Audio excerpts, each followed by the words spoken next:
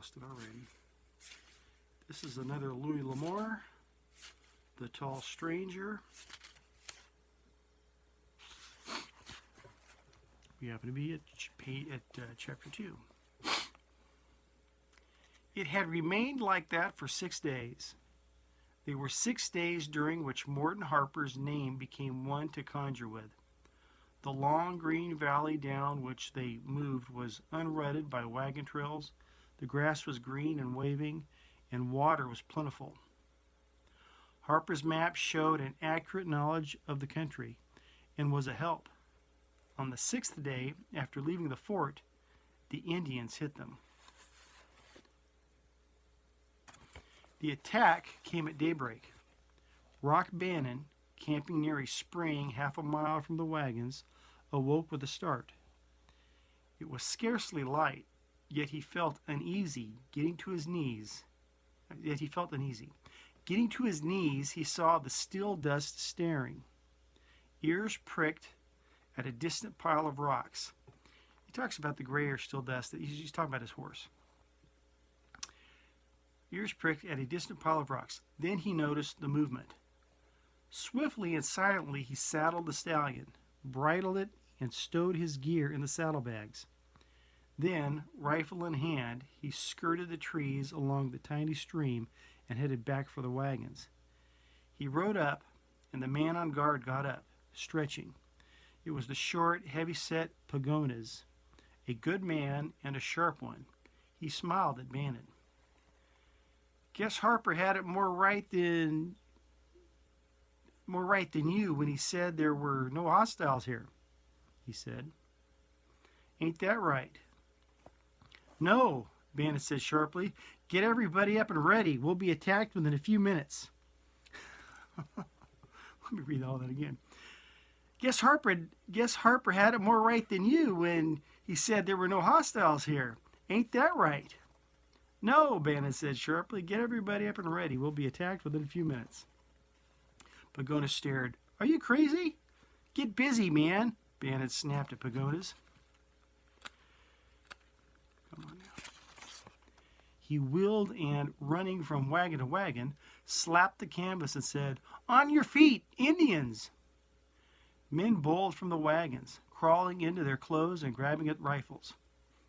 Get around the whole circle, he told them. They're in those rocks in a draw that runs along south of us. Mulholland rushed out and halted, glaring around. The sky was gray in the east, and everything lay in a vague, indistinct light. Not a movement showed in the dark width of the prairie. He started for Bannon to protest when he heard a startled exclamation.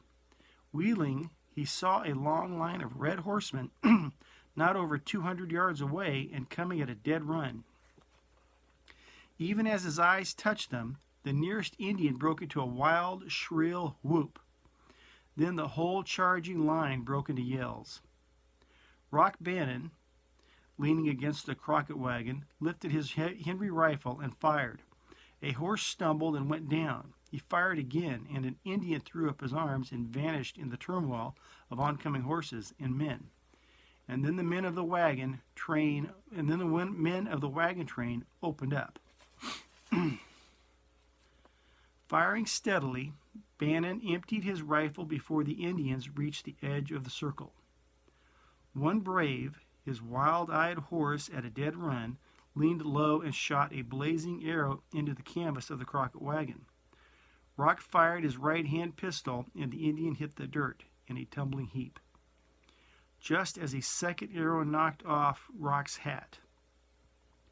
Reaching up with his left hand, Rock jerked the burning arrow from the canvas. The fire had not yet caught. Then he opened up, firing his pistol, shifting guns, and firing again. The attack broke as suddenly as it had happened. Tom Crockett was kneeling behind a water barrel, his face gray. A good shot, he was not accustomed to killing. He glanced up at Rock, a sickened expression on his face. I never killed nothing human before, he said weakly. You'll get used to it out here, Rock said coldly, his eyes lifted to Sharon. You saved our wagon, she says. It might have been anybody's wagon, he said bluntly, and turned away. He counted 7 dead Indians on the prairie. There were probably 1 or 2 more hidden in the tall grass. He could see several dead ponies. The Indian who had shot the flaming arrow lay not more than a dozen feet away.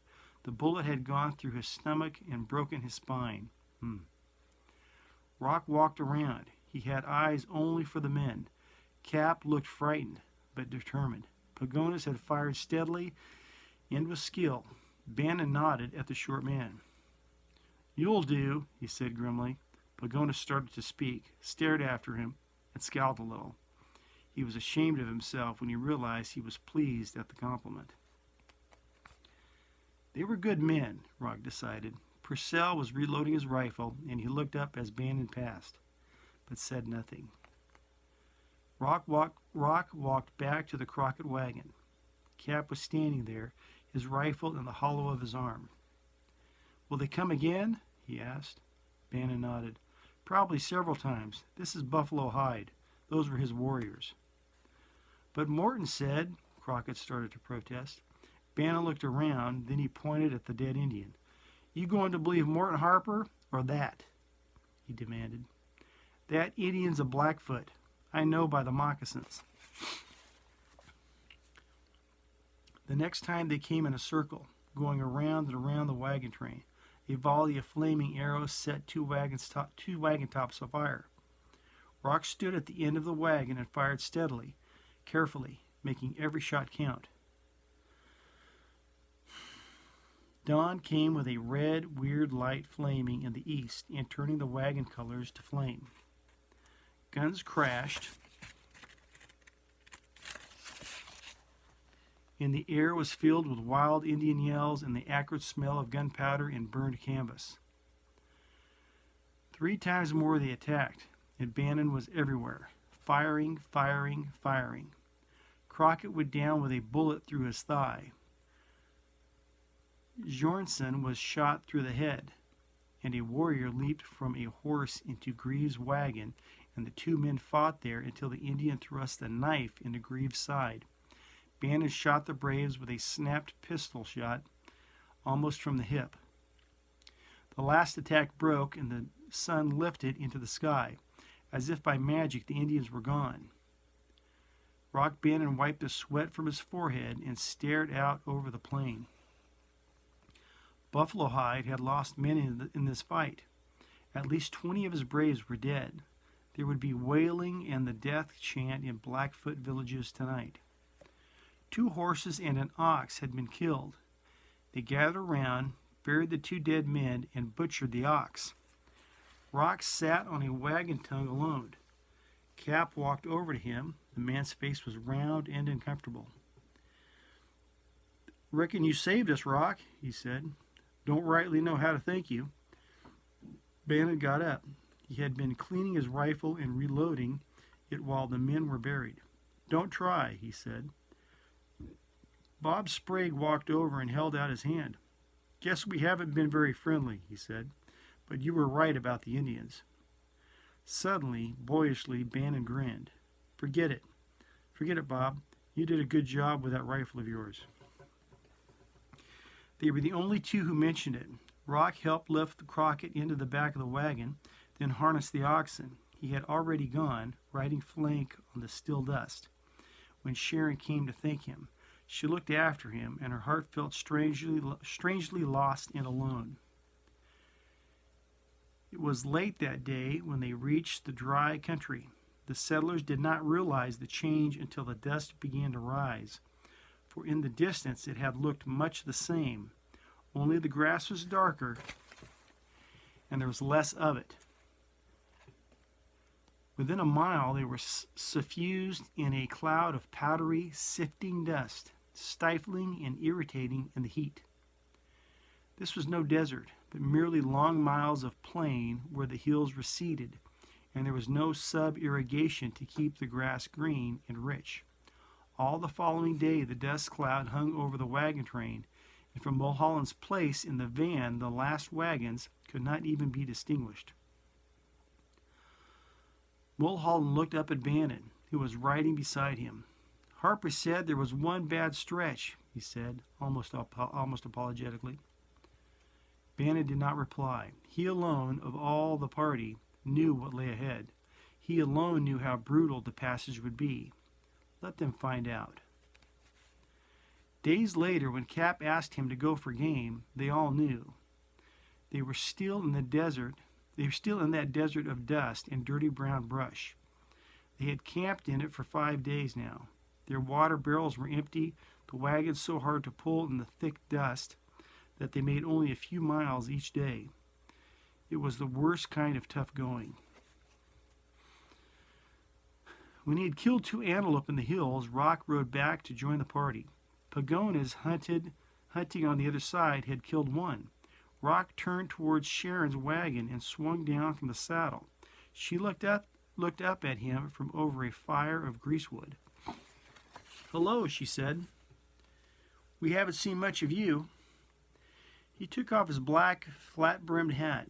His dark curly hair was plastered to his brow with sweat. "There are some here who don't want me talking to you," he said dryly. "Figure I'm a bad influence, I guess." "I haven't said that," she protested. She brushed a strand of hair from her eyes. "I'd like to have you riding close. It makes me feel safer."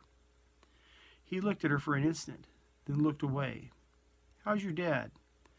"Better, I think. But this heat is so awful. How long before we get out of this dust?" "Tomorrow night, at this rate. This bad stretch is about over." "Then we're free of that. Morton said there was only one." He noticed that she had called Harper by his first name. "He was wrong. You'll strike another near Salt Lake. That's much worse than this. You'll never get across unless you swing back and take the old trail for Pilot Peak," he'd said. "But he said," Sharon protested. Rock Bannon looked up at her from where he squatted on his haunches. I know he did. I heard everything he said, and I'm still wondering what he has to gain by it. Nobody takes this route. Crossing the salt desert this way is suicide, with wagons at least. You've all placed a lot of faith in a stranger." He was right, Rock. Those first 6 days were heaven, and from now on it should be good. "From now on it will be good until you hit the desert," he admitted, "unless you stop." "Unless we stop?" Sharon dished up a plate and handed it to him, then poured the coffee. "Why?" "Tomorrow we get into Hardy Bishop's country." Rock Bannon's face was somber. "You always refer to him as if he were an outlaw or something awful." "No," he said, "Bishop isn't that. If you are his friend or a guest, he's one of the finest men alive. If you are an enemy or try to take something that's his, he is absolutely ruthless." When she returned from feeding her father, she sat down beside him on the wagon tongue. The sun was down and the dust settled. Near a fire on the far side of the circle, Dud Kitchen was singing softly over his mandolin. There's a name. The air was cool now, and the soft music mingled in the air with the scent of wood smoke, and the low champing of the horses, or the mumbling of the oxen. In the distance they could see the hills purple with last shadows before darkness, and shadowed with a promise of coolness after the long days of heat and dust and bitterness. He stared away at the hills, remembering so much worried, uncertain wandering again about Morton Harper. What did the man have in mind? Who was he? Purcell had said he had lent him money. It was not like a man to lend money and not follow it up to get back what was his. Behind all of this was a reason, and in the back of his mind Rock was afraid he knew that reason. Sharon spoke suddenly. "What are you thinking about, Rock? You're always so silent. You seem so bitter sometimes, and I can never understand what you have on your mind." "It isn't anything," he said. He had no desire to mention Harper again. I was just thinking about this country." "You like it, don't you?" "Like it?" He looked up suddenly, and his eyes changed. He smiled suddenly and with warmth. "Like it? I love it. This is a man's country. And that ahead And that ahead, wait until you see Bishop's Valley, miles upon miles of tumbling streams and waving green grass dotted with cattle. You should see Bishop's Valley. You go down through a deep gorge along a roaring mountain stream, and you can look up at cliffs that rise for 3,000 feet. And then suddenly the gorge widens, and you look down a long valley that is 6 or 7 miles wide and all of 50 miles long. On each side, high mountain ridges shut it in, and here and there deep gorges and ravines cut back into those ridges, and there are green meadows and tumbling waterfalls, and all the hills around are timbered to their crests. It's a beautiful country. Sharon stared at him, enchanted. Rock had never talked like this before, and as she listened to him tell of the hills and the wild game, of deer, elk, bear, and mountain goats, of the catbirds calling and the willows, and the hillsides white with groves of silver-columned birch, she suddenly forgot where she was, or who was talking. "You seem to love it so much," she said. "Why did you ever leave?" "It belongs to one man, to Hardy Bishop," Rock said. "He's carving a little empire here. He went there long before any other white man dreamed of anything but going on to California. Before they thought of anything but getting rich from gold mines, they came through the country like a pack of vultures, taking everything, building nothing. They wanted only to get rich and get out. He was different. Once, when only a boy, he went into that valley on a trapping venture, and he was never content until he came back. He drove a herd of cattle west when there were no cattle in this country, and he got them into that valley and turned them loose. He fought Indians and outlaws. He built a dam, built a home, built irrigation ditches where he wanted them, and planted trees. He made the valley, and you can't blame him if he wants to keep it his way now." Long after Sharon lay in her blankets, she thought of that, and of Rock Bannon, how tall he was, and how strange. He had risen suddenly, and with scarcely a word he had walked into the night. And then she heard him mount his horse and ride away.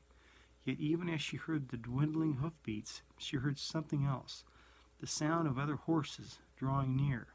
Still wondering who they could be, she fell asleep.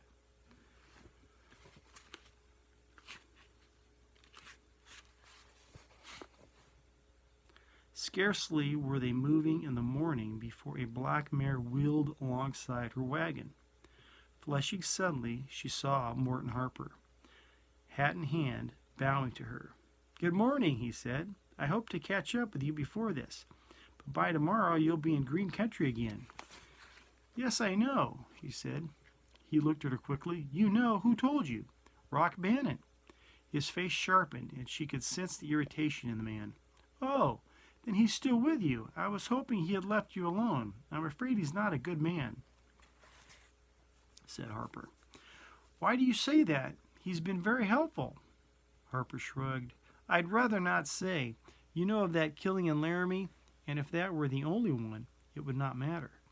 There are others. He has killed 5 or 6 men. He's a troublemaker wherever he goes. I'm glad Purcell and your men understand that, for it will save a lot of trouble." He smiled at her. "You look so lovely this morning. That it's unbelievable that you have come so far across the prairie. It is a pity you have so far to go. I've been thinking some of settling in this country here. He waved ahead. "It is such a beautiful land, and there is nothing in California so desirable." Rock Bannon had heard the horses the night before, and he reined in long enough to see them come up to the fire. Harper he recognized at once. There were 2 men with him, one a lean, sharp-faced man with a long nose. The other man was short, chuckle-headed, and blunt-featured. Bannon's lips tightened when he recognized Pete Zapata. The half-breed killer was notorious, a gunfighter and desperado of the worst stripe, but none of the wagon train would know that. All that day he'd stayed away from the train, riding on ahead. He drank at the spring, killed an antelope and a couple of teal, then rode back under a clump of poplars and waited for the wagon train to come up. They were already on Hardy Bishop's V-bar. Only a short distance behind the poplars, the long canyon known as Poplar Canyon ran down into Bishop's Valley. He got up, and when he saw the first of the long caravan of wagons, he got up when he saw the first of the long caravan of wagons. Better than the others, he knew what this would mean, and knew on how bad a trail they had started. He was standing there, close to the stallion, when the wagons moved in. The fresh water and green grass made everyone happy. Brown-legged children rushed downstream from where the drinking water was obtained, and there was laughter and merrymaking in the camp. Fire sprang up, and in a short time the camp was made and meals were being cooked. Watchfully, Rock saw Morton Harper seated on a saddle at Captain Mulholland's fire. With them were the sharp-featured stranger, Satterfield, and Lamport, and Pagones. They were deep in a conference. In a few minutes, Tom Crockett walked over to join them. Dud Kitchen was tuning his mandolin when he saw Bannon sitting under the willows.